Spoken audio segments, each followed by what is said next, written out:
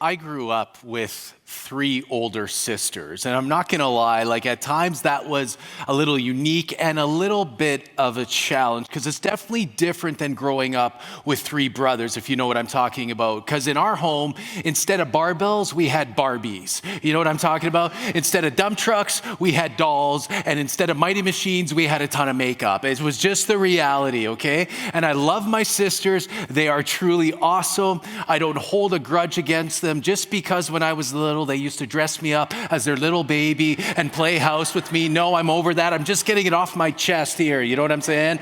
It's all good.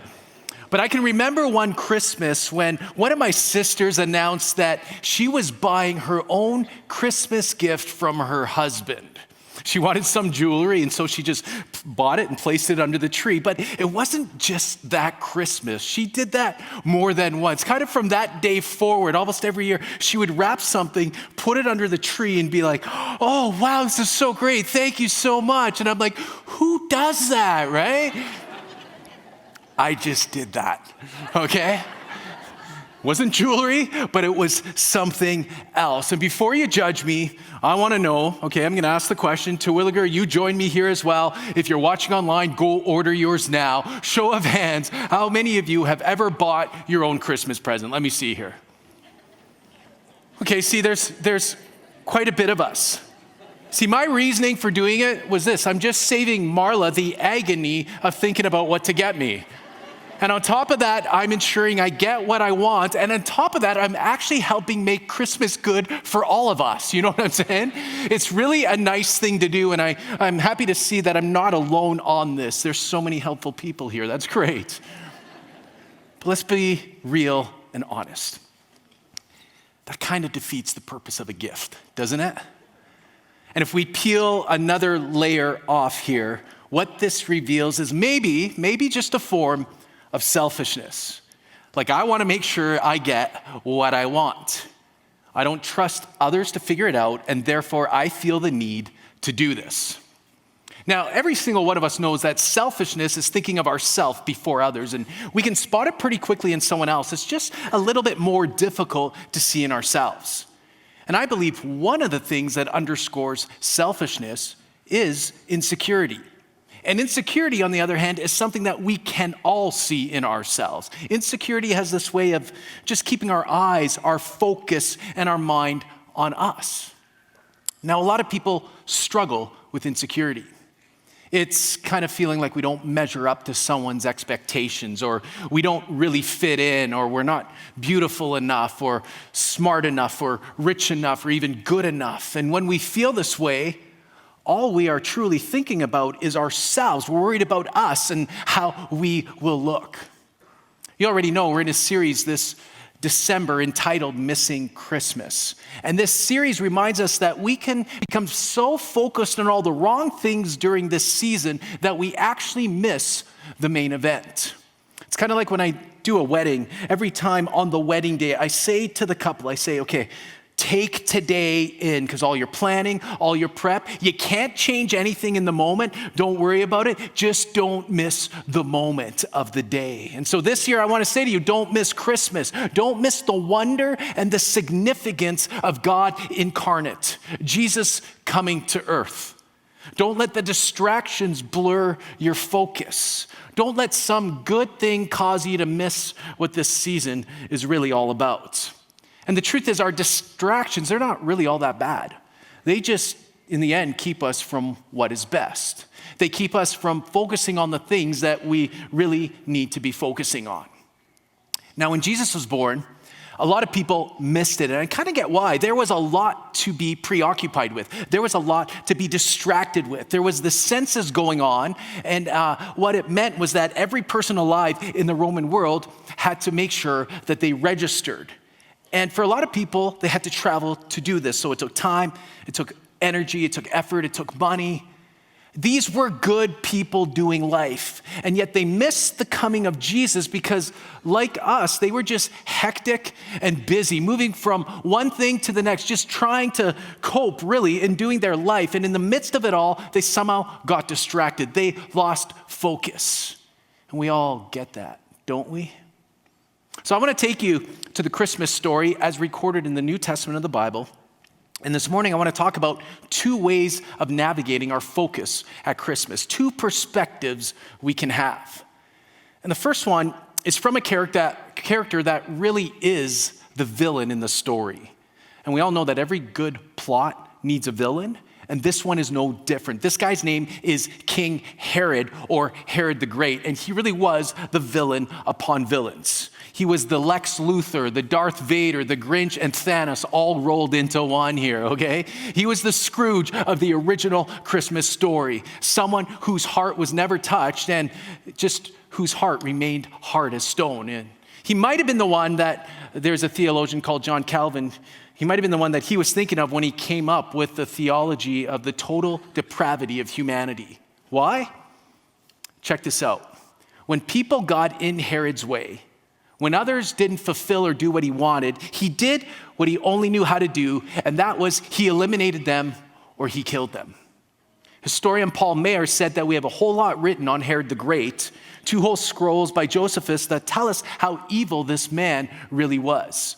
And check this out. We read that he was this paranoid tyrant who ended up killing 3 of his sons on suspicion of treason. He put to death his favorite wife out of his 10 wives. He killed one of his mother-in-laws, and I'm like, well, you did have 10, okay? So, kidding. He drowned a high priest. He killed several uncles and some of his cousins. And the scrolls also talk about how he actually had this plan devised to kill a stadium of Jewish leaders. Caesar Augustus said he would rather be Herod's pig than his son. So this guy was intimidating, all right? He was feared, he was hated. And what we realize is all these heinous crimes were driven by his own insecurities, by his own tension. We could really say that he was Herod the insecure. And so I want to tell you what happened in the context of the coming of Jesus. The biblical Christmas story as recorded by a writer called Matthew, which is also subsequently the first book of the New Testament in the Bible. So one day, magi or wise men come wandering into Jerusalem. And this is the place where Herod ruled, but his kingdom expanded further than just that place. Now, these wise men were rich somebodies. They were from the east, and they carried with them a little bit of presence. They were known, so to speak. They were revered. They were respected. If they had social media, their accounts would be lit up with followers. And they came to Bethlehem with a question. Where is the one who has been born King of the Jews? Hashtag new king. Hashtag he's got a star. Hashtag beat that Herod, if you know what I'm saying, right? And then we read the following. When King Herod heard this, he was disturbed. Now that word disturbed means troubled. It means having emotional trauma. His security was immediately shaky. It's kind of like he thought things were good.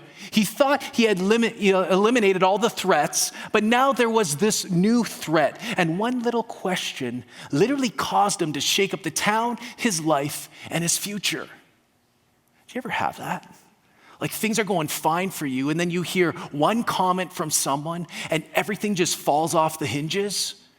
Like the comment could have been from a person who doesn't really matter, but it still just gets under your skin, right? It eats at you. You can't sleep because of it. You think about it at the weirdest times, and it robs you. And like Herod, you get a little bit disturbed. You get troubled. It causes you emotional trauma. It actually causes you to get a little bit stressed.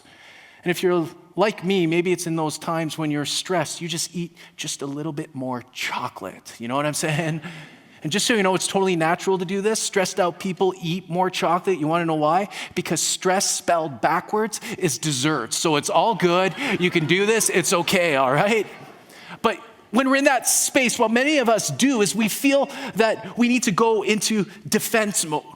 We want to underline and protect what we have and who we are. We want to justify our words and our attitudes.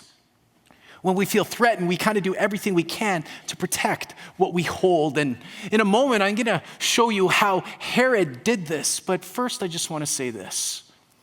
Our insecurities cause us to do absolute absurdities. Our insecurities cause us to do absolute absurdities. It's kind of like the young adult who called his mom and said, "Mom, I finally found the woman of my dreams." And his mom's like, "Thank you, Jesus, finally, right? And I got an idea. Send her flowers and invite her over for supper." And so he's like, "Yeah, great idea." And so it was the day after the date, and his mom phones the guy and says, "How did last night go?" And he's like, "Oh, Mom, it was terrible. It was a disaster. It was so bad." And the mom's like, "No, well, what happened? Didn't she come over?" And the guy's like, "Yeah, she came over, but she refused to cook."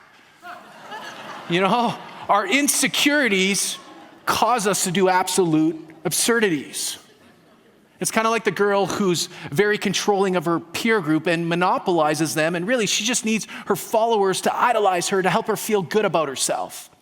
It's the spouse who feels unattractive, and so they seek sexual fulfillment somewhere else. It's the employee who works nonstop to the ignorance of their family just so that they feel appreciated. It's like Herod and his response to the wise men. Our insecurities cause us to do absolute absurdities.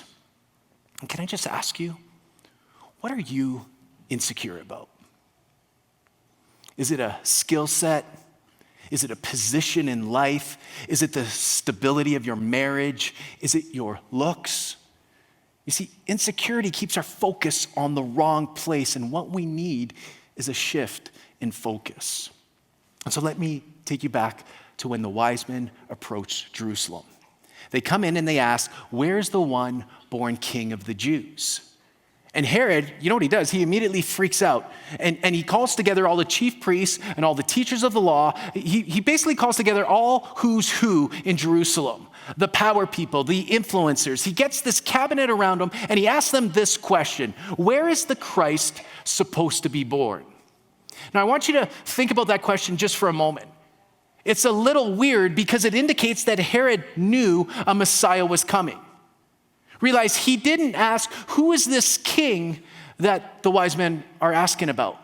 He asked, where's the Christ going to be born? He knew enough about the prophecies that this will one day happen. And I personally think he got those guys together in hopes that they would just underscore or support his perspective, in hopes that they would kind of calm him down and say, "Oh, Herod, you got nothing to worry about, man. It's going to be okay." You see, the truth is, he wasn't really asking for information. He was asking for validation. Herod wanted them to say, "Oh, you're the best. You're the king. We follow you. Don't worry about this baby being born. Don't worry about this supposed new king." But instead, he heard this. "In Bethlehem in Judea," they replied, "for this is what the prophet has written. But you, Bethlehem, in the land of Judah, are by no means least among the rulers of Judah. For out of you will come a ruler who will shepherd my people, Israel." And as he's listening to it, you can see him going ding, ding, ding, ding, ding, right? Threats, warnings, pressure. Immediately, Herod's insecurity spikes to 12 out of 10. And then he does something absurd. In order to protect himself, he comes up with this plan. And his plan was he's going to find this baby and have him killed. And so he meets with the wise men and he says this: "Go and search carefully for the child. As soon as you find him, report to me so that I too may go and worship him." So he lies to them. In fact, we're told that he did this in a secret meeting with the wise men. Now just understand, back in those days, kings would never do that. They would never meet secretly with guests or strangers they didn't know that well, because for a king, it was all about displaying their greatness and their hospitality, not about side room conversations. When we're driven by our insecurities, we do things we would never, ever do. I mean, Herod pulled a secret meeting because he felt threatened and shaken. And our insecurities can actually drive us to dark places. And I want you to notice something else here. His insecurity affected everyone around him. We read that not only Herod, but all Jerusalem was disturbed by the question of the wise men. Our insecurity can create insecurity in others. It's kind of like it's catchy. It can spread like a virus. And so some time passes, and Herod, he never hears back from the wise men, and he realizes that these guys were onto him.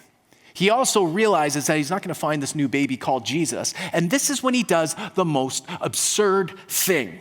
I want to read you what he does. It says this: "When Herod realized that he had been outwitted by the Magi, he He was furious, and he gave orders to kill all the boys in Bethlehem and its vicinity who were 2 years old and under, in accordance with the time he had learned from the Magi. Our insecurities cause us to do absolute absurdities.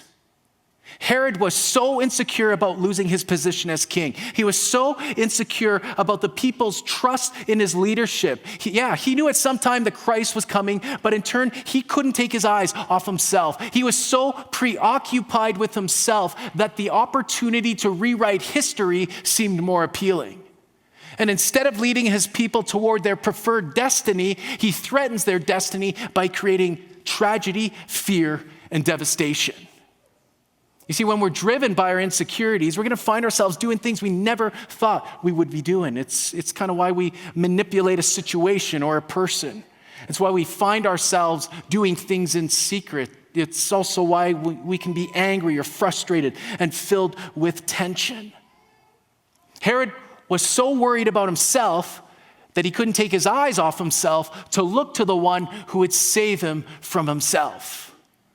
And insecurity always keeps our focus on the wrong thing. And in so doing, we actually miss out on the very right thing needed in our lives. And Herod missed out on what Jesus brought. And what did Jesus bring? An Old Testament prophet by Isaiah says it this way: "For to us a child is born, to us a son is given, and the government will be on his shoulders. And he will be called Wonderful Counselor, Mighty God, Everlasting Father, Prince of Peace."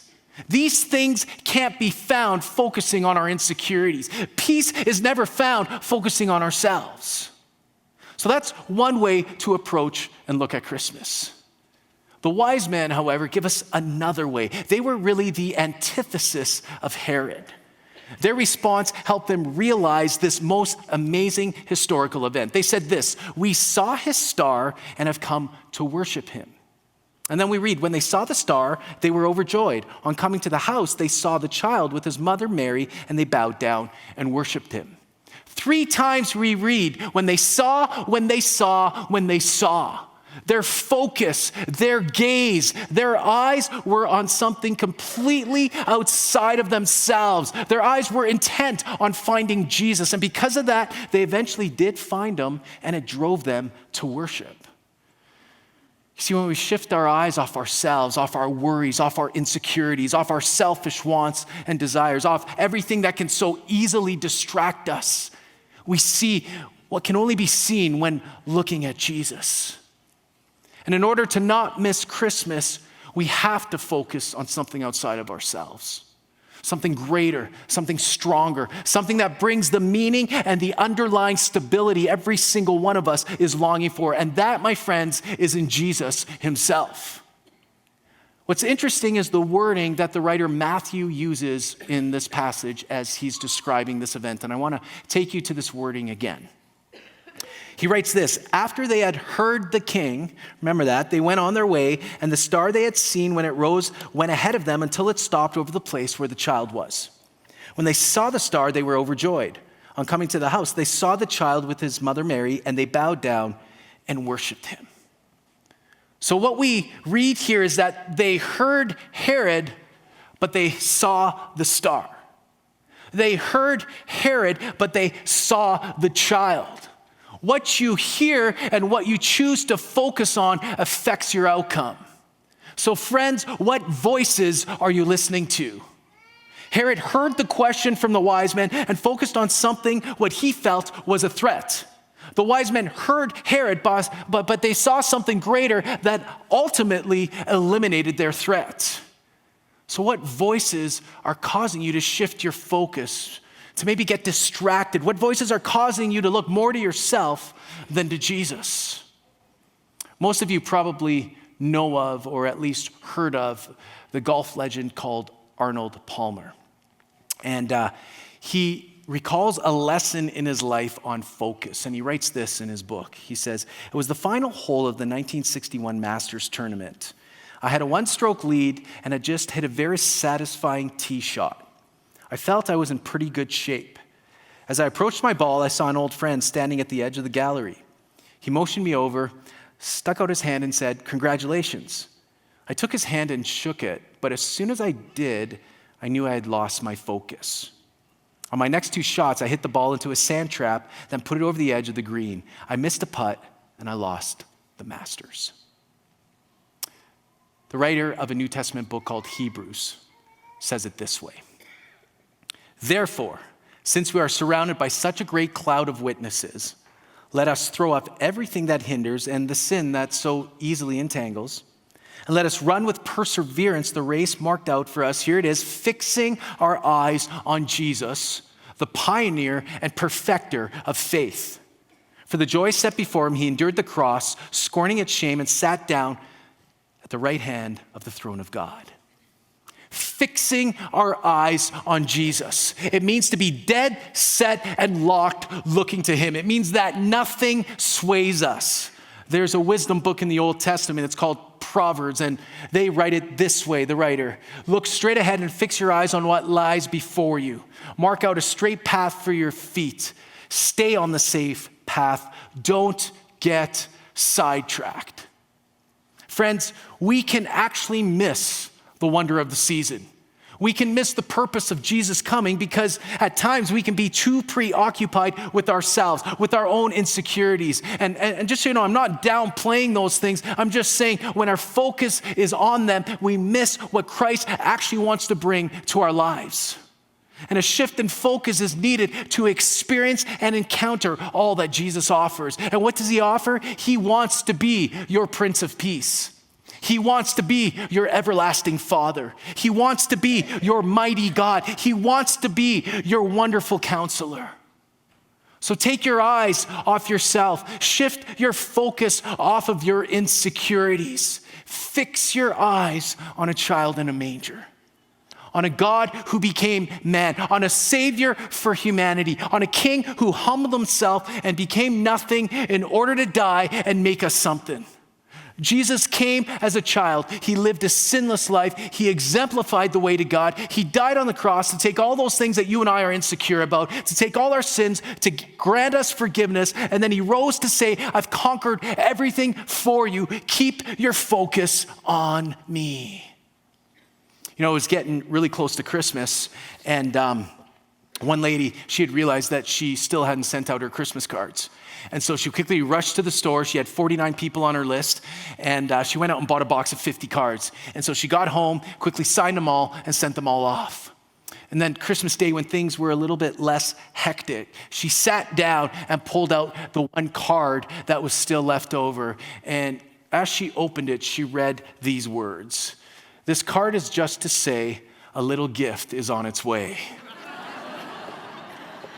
You see, when our focus is off, when we're distracted, we can miss some of the vital details of the story. And so, friends, as you continue to go on in this month, there's essentially 2 ways to approach this season. With the path of the wise men, and here's a secret, there's a reason why they're called wise, okay? Or with the angst of Herod. May you keep your eyes fixed on Jesus, the author, the perfecter of your faith. And so what I want to do is I actually just want to give you a practical take home this week. For those moments when you feel like your focus is swaying or it's shifting or it's moving into something that maybe doesn't even really matter. When you realize that you're losing focus, I'm going to give you an 8-word prayer to say, and it's simply this. Jesus, help me keep my focus on you. It's simple. Jesus, help me keep my focus on you. When you find yourself in angst over something someone said, Jesus, help me keep my focus on you. When you feel your insecurities creep up, Jesus, help me keep my focus on you. When you become overwhelmed by your day, by your circumstance, by your situation, Jesus, help me keep my focus on you. Jesus, help me keep my focus on you. And you want to know something? Here's what I can promise you. If you go with those 8 words, if you go into this month with that prayer, I promise you, you will not miss Christmas. Jesus, help me keep my focus on you. Keep your eyes fixed on Jesus.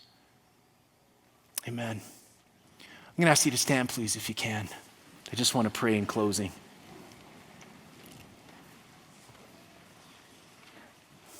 God, there's so many things in this season and in this time that can literally distract us from the main thing about what we celebrate in the weeks ahead. And so I pray for every single one of us that our focus is completely on you. I pray that you help us with no matter what we're navigating, no matter what we're going through, whether it is insecurities, whether it is circumstances and situations where we just need you. I pray that you give us the heart, the desire, and the ability to say, may we keep our focus on you. May we not get caught up in things that don't matter. May we not get sidetracked. May we not forget in the midst of everything going on that this is truly about you. And as we focus on you, God, you change our world. You change our lives. You bring that peace. You bring that understanding. You bring that wholeness. And it drives us, like the wise men, to worship you. And so I pray that that may be central in every single one of our lives over the weeks ahead. You know, maybe you're here and you're saying it's just in this season that you're starting to focus really in on who Jesus is, and it's new for you. You've never really gone down this path, or you did a long time ago, and you're re-engaging with faith or with understanding who Jesus is. And if you're here today and you're saying, you know what, I want to make that decision to fully focus on Jesus, to make him Lord and leader of my life, I'm going to pray a prayer, and you can just pray along with me, and it's as simple as that, of just a prayer offered in faith that allows you to start this journey. So just pray with me. As I'm here, I recognize my need for you, Jesus. And so I ask you to come into my life. I ask you to forgive me. I thank you that you bring just a clear focus for living. I thank you that you died, that you rose again. You offer forgiveness and you offer life for now and forevermore. And so I truly want to focus on you for my life. And I just give you all that I am. I pray that I make you Lord and leader over everything.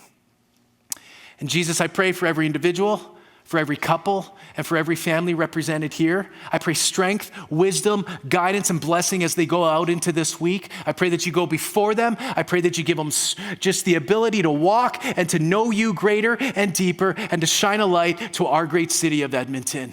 God, I pray that their focus in this season may be completely on Jesus. And I pray that in his most powerful, awesome, and precious name. Amen. You know, if you're here and you prayed that prayer of surrendering your life to Christ, maybe for the first time, or a rededication prayer, can I ask you to text the word life to 555-888? We would love to get a digital booklet in your hand that talks a little bit more about what it means to follow Jesus. And just if you want, it'll also give you an opportunity to connect with one of our pastors on our staff. Also, friends, know this: if you desire prayer about anything in your life, we're going to have some prayer team available down at the front right after the service. You know, my heart for you as you go into this week is simply fix your eyes on Jesus. Remember, Jesus, help me keep my focus on you. Thanks for being here. Have an incredible Sunday. God bless.